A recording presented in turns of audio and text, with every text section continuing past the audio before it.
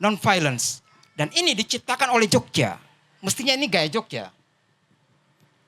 Karena Raja Mogoknya itu ada di Jogja. Namanya Surya Pranoto. Gitu. Perkenalkan, saya Agung Prayogi dari Universitas Jana Badra. Dari Riau aslinya.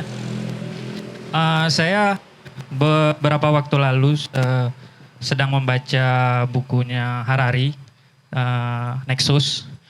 Di situ dia menjelaskan tentang perbedaan antara demokrasi dan otoritarianisme yang dari segi informasi.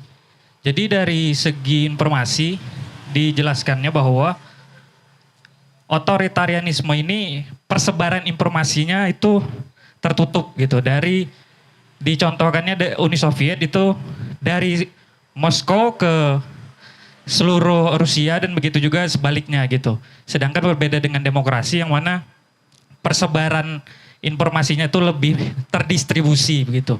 Tapi ada permasalahan di demokrasi bahwa di zaman sekarang misalnya itu ada semacam bisa dikatakan virus gitu untuk mensabotase dari demokrasi, yaitu dengan merubah dari kemampuan demokrasi dalam mengkoreksi dirinya sendiri gitu. Dari misalnya di Indonesia ada legislatif, yudikatif, dan eksekutif gitu.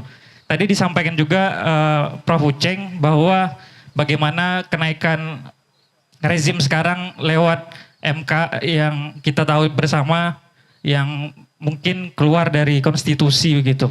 Jadi pertanyaan saya itu sebenarnya apakah masih relevan membela demokrasi lewat jalur hukum yang sama lewat sebelum-sebelumnya gitu. Dengan sistem yang lebih formal gitu. Bagaimana jika sebenarnya sistem itu sendiri sudah keburu dikuasai oleh mereka begitu. Lewat sistem seperti apa sebenarnya perlawanan terhadap otoritarianisme ini kita lakukan. Nah, yang kedua, di titik mana sebenarnya masyarakat sipil harus keluar dari jalur-jalur gitu, jalur-jalur formal itu. Apakah tetap harus sesuai dengan jalur-jalur hukum yang ada atau ada jalur-jalur lain gitu? Mungkin itu saja dari saya. Terima kasih.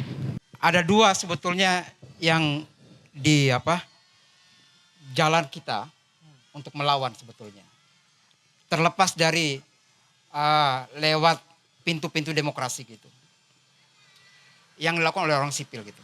Dari perspektif sejarah ada dua. Violence dan non-violence.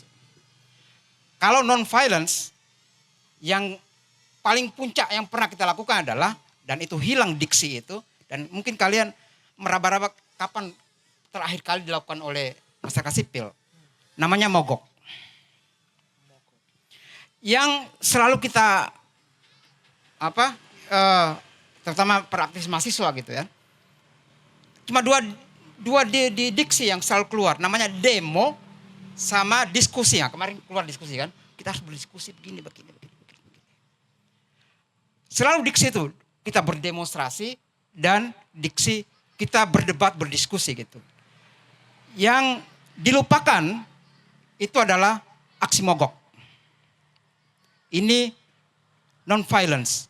Dan ini diciptakan oleh Jogja. Mestinya ini gaya Jogja. Karena Raja Mogoknya itu ada di Jogja. Namanya Surya Pranoto. Gitu. Kalau saya melihat tokoh Surya Pranoto ini patut dijadikan teladan ataupun teladan bagi teman-teman yang yang percaya pada anarkisme gitu. Ini orang tidak percaya pada pemerintah ini.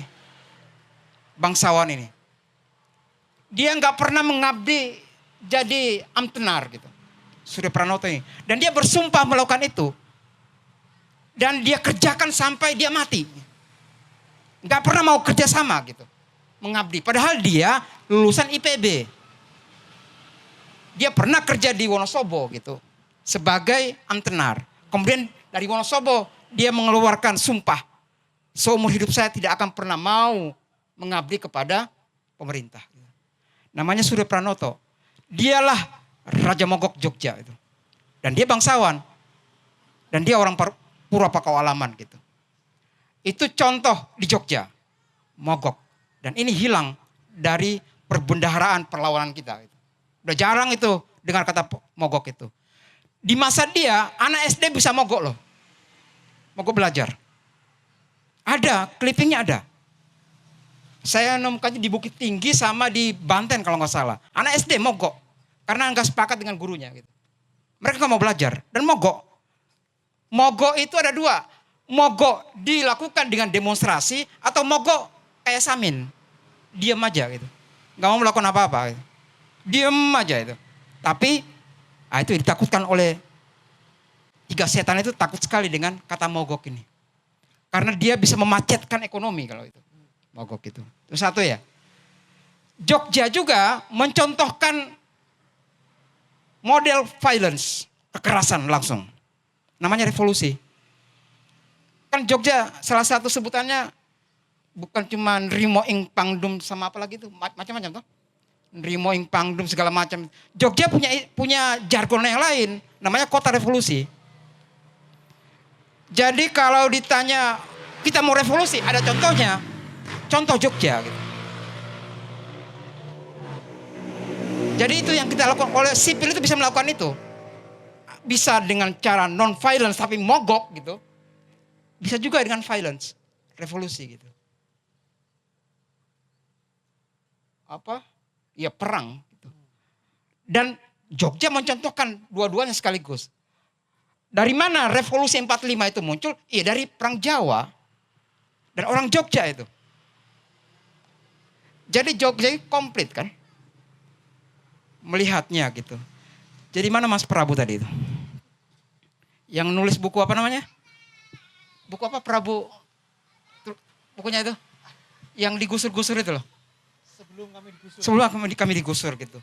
Prabu, Anda udah benar gitu. Karena ada contoh-contoh di Jogja itu yang yang kalis dari perdebatan tentang keraton Jogja memang. Ya terutama yang ini. Dan itu dua kerajaan itu, dua heritage itu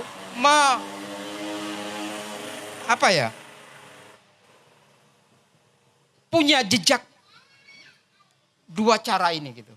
Mau cara kekerasan fisik gitu. Iya, Jogja ngasih contoh gitu. Dan itu sah dilakukan oleh masyarakat sipil gitu. Ya toh, Jogja ngasih contoh gitu kan. Ini bukan subversif-subversian ya, tapi Jogja ngasih contoh konkret gitu. Bahkan bukunya diterbitkan oleh Yayasan Prabowo. Bukan, Hasyim Djohadikusumo. Kuasa Ramalan itu kan yang menerbitkan kan yayasannya Hasyim Djohadikusumo gitu. Arsari. Namanya apa? Arsari. Anda ingat ya? Saya lupa nama yayasan itu. Tapi kalau mogok, Jogja juga ngasih contoh gitu kan. Jadi ini bisa dilakukan dua hal ini untuk perlawanan kita. Melawan, karena tiga setan itu dahsyat sekali teman-teman sekalian. Itu mereka rapi, disiplin. Makanya Tuhan selalu ingatkan gitu kan. Nggak bisa itu pakai momentum itu. Nggak dapat. Makanya Tuhan itu nggak pernah tiba-tiba mengubah rukunnya gitu ya. Udahlah, lempar jumrohnya itu dihilangkan aja deh gitu. Nggak pernah. Tiap tahun itu harus ada itu.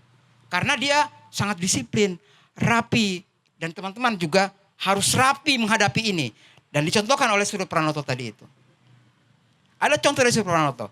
Kata dia, menghadapi setan itu bahasa saya ya. Untuk melawan kekuatan seperti itu, kata dia ada dua. Menurut perspektif moderasinya dia, Suryo Pranoto itu ada dua. Satu, cerdas berkumpul dan berserikat gitu. Tahun 24. Dan buku itu buku tipis sekali, diterbitkan oleh penerbitnya itu Sungai Tanjung. Sungai Tanjung itu ada di dekat Asri dulunya, Jogja itu.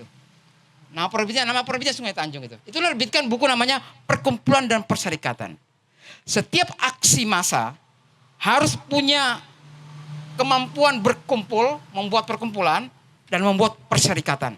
Itu syarat dasar untuk melawan. Itu satu ya. Yang kedua adalah dia bikin buku judulnya itu agak aneh. Pemimpin Landrat Sivil. kemampuan kita menghadapi pengadilan. Nah, itu dia. Jadi kalau sudah berserikat, harus disusul dengan kemampuan yang lain, skill yang lain. Namanya berani punya skill menghadapi pengadilan gitu. Yang selalu dilakukan oleh Pak Uceng gitu ya.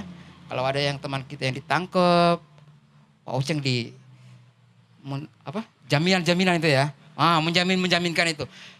Itu Surya Pranoto ngasih contoh itu tahun 24 teman-teman sekalian. Lewat bukunya, 2 buku ini gitu. Dan menurut Surya Pranoto itu adalah hal dasar. Nah, jadi kalau melawan momentum gitu kan, Surya Pranoto bilang dasarmu harus kuat gitu. Kuda-kudamu harus kuat. Nah, di perguruan tinggi ada nggak diajarkan kayak gini? Berkumpul dan berserikat gitu. Kumpul dulu baru berserikat gitu. Ada 2 itu. Kemudian kemampuan menghadapi pengadilan. Karena itu yang dilawan oleh teman-teman ketika sudah berserikat, ketika sudah mogok, pasti akan menghadapi landrat itu. Pengadilan tinggi itu. Gitu. Nah, itu yang dilakukan oleh sejarah mencontohkan itu. Saya kira itu ya.